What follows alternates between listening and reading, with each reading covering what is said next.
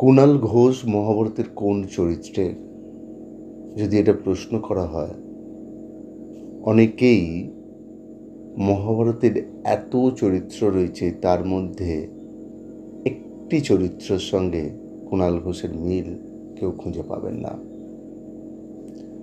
কিন্তু অনেক কটা চরিত্রের সঙ্গে মিল কুণাল ঘোষের খুঁজে পাওয়া যাবে। কখনো কখনো মনে হয় সেই সব চরিত্রের সমষ্টিগতই হলো কুণাল ঘোষ।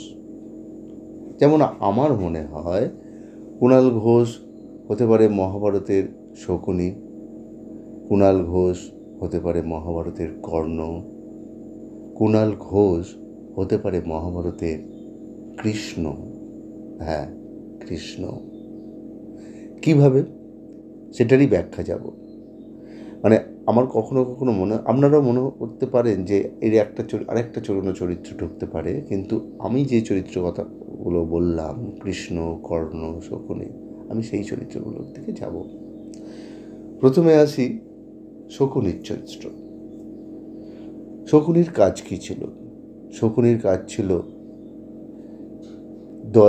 পরিবারের মধ্যে থেকে একটা ভাঙন ধরানো, এবং তিনি তার পিছনে একটা কোথাও সামহাও স্বার্থ কাজ করত। তিনি কোথাও একটা ডিপ্রাইভড ছিলেন, সেই ডিপ্রাইভড থেকে তিনি বা রাগে ক্রোধে তিনি কিন্তু পরিবারের মধ্যে একটা ভাঙন ধরানোর চেষ্টা করতেন। শকুনির বুদ্ধি প্রখর, তিনি দূরদর্শিতা, সামনের দিক দেখতে পেতেন, এবং তার ভাবনায় তার এত জটিলতা রয়েছে, এত রাজনৈতিক সুলভ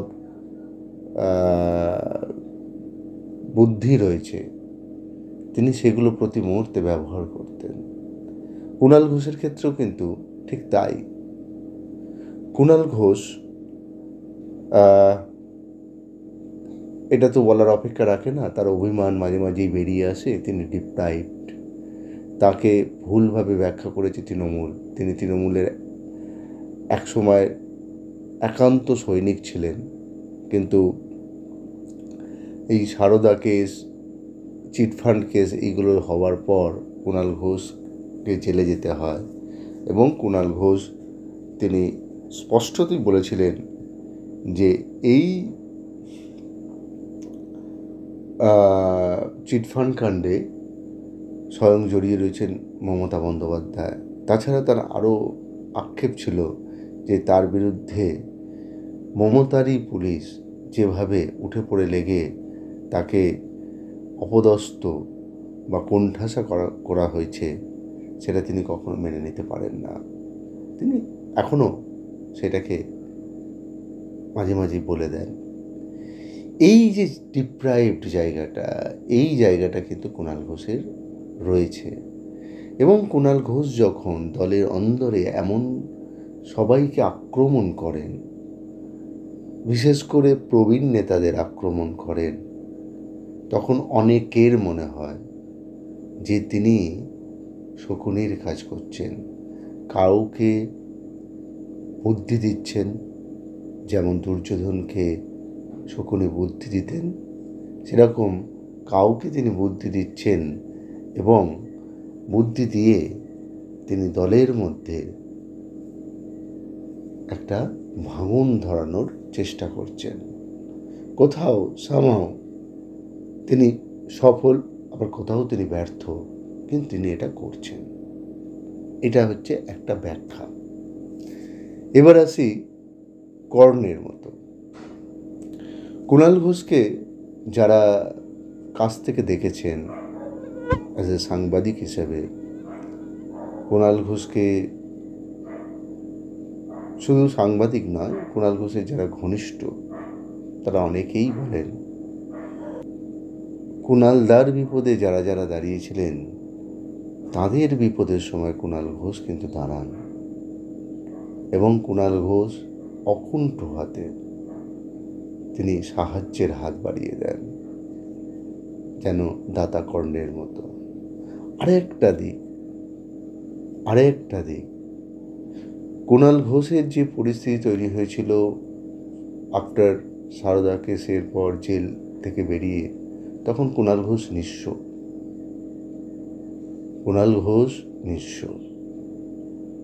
কুণাল ঘোষকে অন্তত যা মনে হয় রাজনৈতিক মহলের যা ব্যাখ্যা, যে কুণাল ঘোষকে শেল্টার দিয়েছিলেন হচ্ছে অভিষেক বন্দ্যোপাধ্যায়।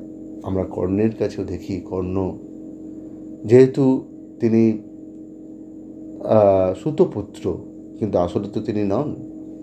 তিনি যখন কৌরবদের পরিবারের সঙ্গে সম্পৃক্ত হওয়ার চেষ্টা করলেন, তার জাত নিয়ে, তার বংশ পরিচয় নিয়ে যে প্রশ্ন উঠল, তখন তাকে একখণ্ড রাজত্ব দেওয়া হলো।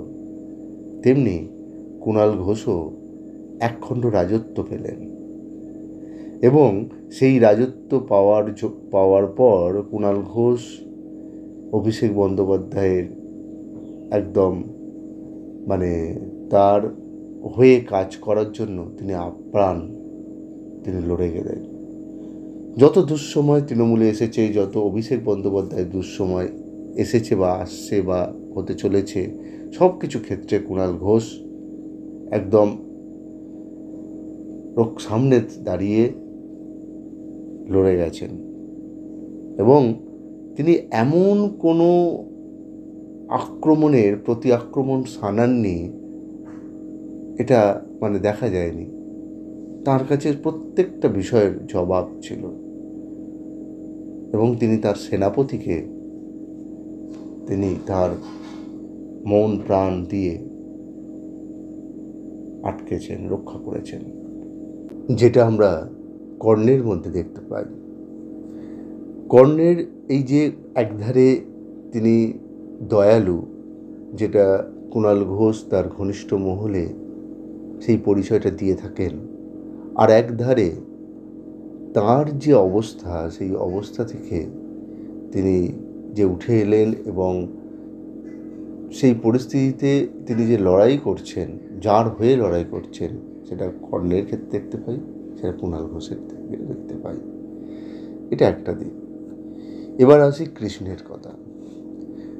মহাভারতে কৃষ্ণ এক মহাসমুদ্র, তার ব্যাপ্তি নিয়ে তাকে ধরা যায় না একটা কোনো বিষয় নিয়ে। তার বহু বিষয়ে তিনি নিজেকে ছড়িয়ে ছিটিয়ে রেখেছেন। কিন্তু যদি আমরা একটা দুটো বিষয় নিয়ে আলোচনা করি, তাহলে আমরা কুণাল ঘোষের সঙ্গে আমরা একটু মিল পাবো। আমি একটা দুটো বিষয় নিয়ে কথা বলছি, কিন্তু কৃষ্ণের যে সার্বিক রূপ, সেটা নিয়ে বলছি না। কারণ সেই কৃষ্ণের সার্বিক রূপ একটা মানুষের মধ্যে কখনো থাকতে পারে না। কিছু কিছু উপাদান থাকতে পারে, সেই কিছু কিছু উপাদান যে কুণাল ঘোষের সঙ্গে মিল আছে, সেটা বলছি। প্রথম হচ্ছে কৃষ্ণের মতো বুদ্ধি এবং তার যে প্রজ্ঞা, রাজনৈতিক প্রজ্ঞা, সেটা কিন্তু কুণাল ঘোষের আছে। কুণাল ঘোষ একাধারে সাংবাদিক, তিনি পলিটিক্যাল বিট যেহেতু করে এসেছেন, তার সাংবাদিকতার দৌলতে রাজনীতিকে তিনি যেভাবে বিশ্লেষণ করেছেন, যেভাবে ভেবেছেন, সেটা তার অভিজ্ঞতার। আর একটা ধরে তিনি মাঠে ঘাটে রাজনীতিটা করছেন, খাতায় কলমে যেমন তিনি রাজনীতিটাকে বুঝেছেন, তিনি আবার বাস্তবেও সেই রাজনীতিটা করছেন। তাই এই দুটো মিলিয়ে তার যে রাজনৈতিক প্রজ্ঞা তৈরি হয়েছে, সেটা কিন্তু কুণাল ঘোষ এবং কৃষ্ণের সঙ্গে একটা মিল পাওয়া যায়। এছাড়া কুণাল ঘোষ যে কাজটা করে থাকেন, কুণাল ঘোষ তৃণমূল দলের মধ্যে যা ঘটছে, সেই প্রতিটি ঘটার মধ্যে তিনি অনুঘটকের কাজ করেন। কোথাও জোড়েন, কোথাও ভাঙেন। তার পরামর্শ অনেকটাই দল পরিচালিত হয় বলে অনেকে মনে করেন। কৃষ্ণ সেইভাবে মহাভারতটা যে তৈরি হয়েছে, কুরুক্ষেত্র যুদ্ধ যে হয়েছে তার মধ্যে কৃষ্ণই একমাত্র সেই সূত্রের কাজ করেছেন। কোথাও তিনি ভাঙিয়েছেন, কোথাও তিনি গড়েছেন। কুণাল ঘোষের ক্ষেত্রে কিন্তু সেটা আছে। এবং কুণাল ঘোষ আরেকটা জিনিসের কুণাল ঘোষের চরিত্র, সেটা হচ্ছে মানে আমরা এখন এই মুহূর্তে দাঁড়িয়ে দেখলে বোঝা যায় কুণাল ঘোষ রাজনীতিটা করেন, আবার বৈরাগ্যের রাজনীতি করেন। যে তিনি ঠিক আছে, এগুলো তো হতেই থাকবে, তিনি ওপর থেকে দেখেন বিষয়টাকে, যে তাকে প্রত্যাঘাত করা হয়েছে, তাকে দল সাসপেন্ড করেছে, তাকে দল শোকজ করেছে, কিন্তু তিনি মুষড়ে পড়েননি। তিনি জানেন যে এই দলটা কি করতে চায়, আগামী দিন কি করবে, এবং দলের মানে এই রাজনীতিটাকে তিনি যেন হাতের মুঠোয় রেখে ওপর থেকে দেখছেন, ঠিক আছে তুমি করেছো, তুমি আমাকে উপেক্ষা করতে পারবে না, আমি সব বুঝতে পারছি, দেখতে পাচ্ছি। একটা যেন বৈরাগ্যের ভাব, যেটা কৃষ্ণের মধ্যে দেখা যেত। কৃষ্ণ সব জানতেন, কাউকে রাগিয়ে দিয়ে কৃষ্ণ মজা নিতেন, কুণাল ঘোষ সেটা করেন। কাউকে উস্কে দিয়ে, খুঁচিয়ে দিয়ে তিনি মজা নিতেন। তাকে শোকজ করেছে, তিনি গান গাইছেন। হয়তো ভেতরে ভেতরে অনেক কিছু ঘটে, কিন্তু সেটা কখনো তিনি বহির্প্রকাশ করেন না। কৃষ্ণের ভেতরেও সেই অভিমান থাকে, কৃষ্ণের ভেতরেও সেই কষ্ট থাকে, কিন্তু আমরা কখনো দেখি না।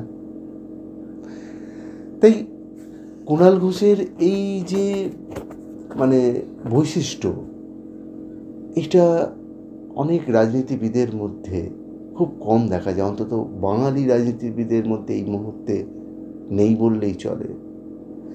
তাই কুণাল ঘোষকে নিয়ে আলোচনা যত করা যায়, তত আরও অনেক কিছু বিষয় নিয়ে আলোচনা করা যায়। আমরা এই নিয়ে আরও অনেক এপিসোড করতেই পারি। আজকে এই পর্যন্ত রইল, দেখা যাক এরপরে কুণাল ঘোষ কী ঘটায়, আমরা সেদিকে লক্ষ্য রাখবো। Thank you.